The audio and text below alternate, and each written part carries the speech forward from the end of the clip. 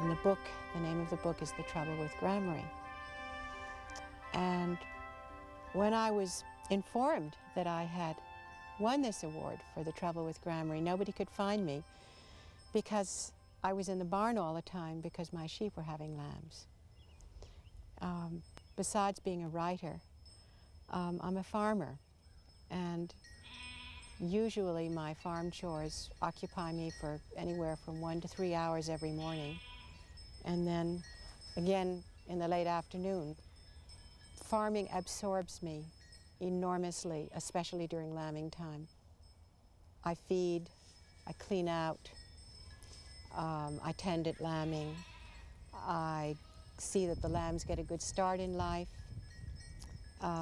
When I sell them, I see that they are going to be sold to people who will take care of them properly. When I talk, I very often talk to the dogs because I could not get my chores done without them.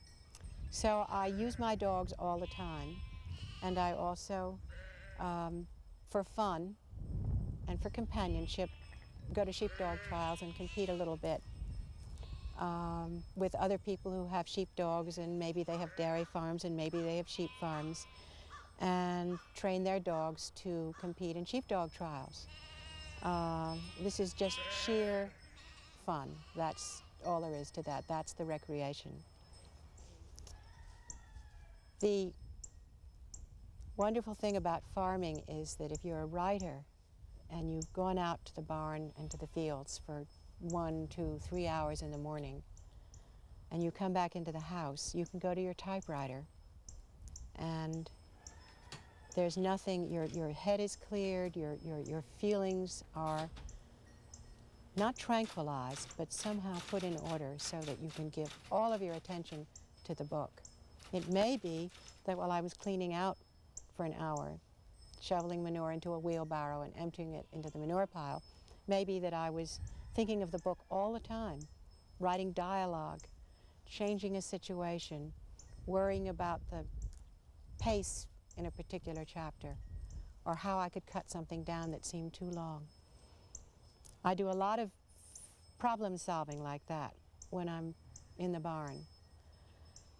But there's nobody to talk to but the sheep and the dogs, so I do very little talking. And it's very quiet, and it's very peaceful. Even when it's intense and even when it's hard work, it's peaceful. And so off I go to my typewriter, and that's when the writing gets going. Everybody says it's sort of a cliche that writing is a very solitary occupation. And that's true that writing is, and I love being alone. Being alone meaning with my sheep and my dogs and my ducks and my chickens. I also love being with my family and my friends. And it has become very clear to me over the years that while the actual writing is very solitary, that writing a book and producing a book is a joint effort of many, many people, and that I am beholden to people, always beholden to my husband, who read The Trouble with Gramary before it was sent to the publisher, and who made his comments, which I probably argued about and then responded to by making various little changes. To my children, to other children's book authors. There is a community of children's book writers in the Boston area. We support one another in many, many ways. If somebody's having trouble with writing a book or with a publisher, we get together, we talk about it, we're helpful, we care, we want each other to succeed, to feel good about what we're writing and to have success with the books. And it's a marvelous community of people who are not competitive with one another. I'm also enormously beholden to my most gifted editor, Susan Hirschman, and my publisher, and to my agent, for support in many, many ways.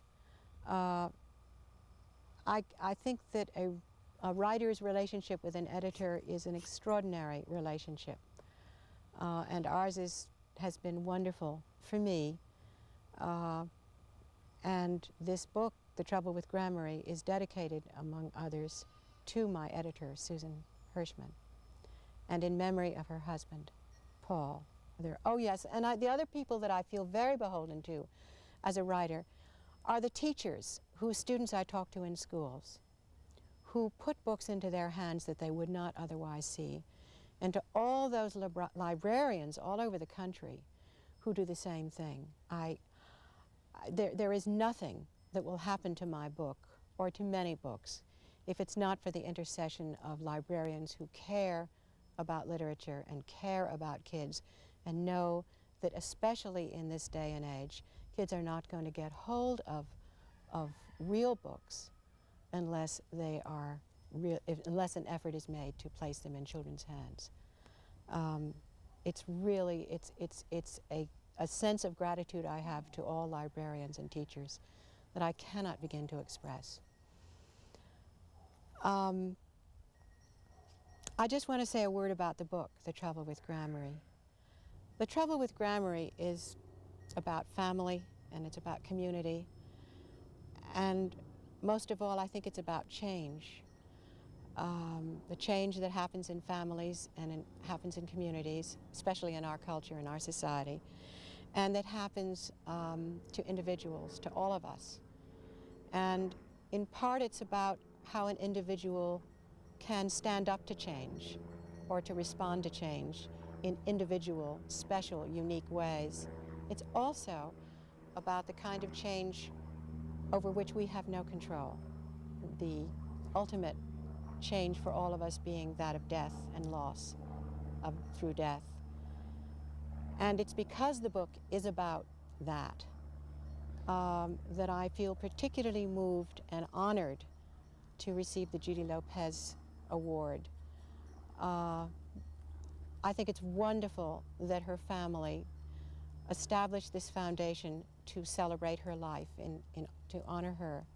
And I feel honored to join in that celebration with a book that celebrates life and that describes death and loss, caringly, I hope, and effectively, I hope.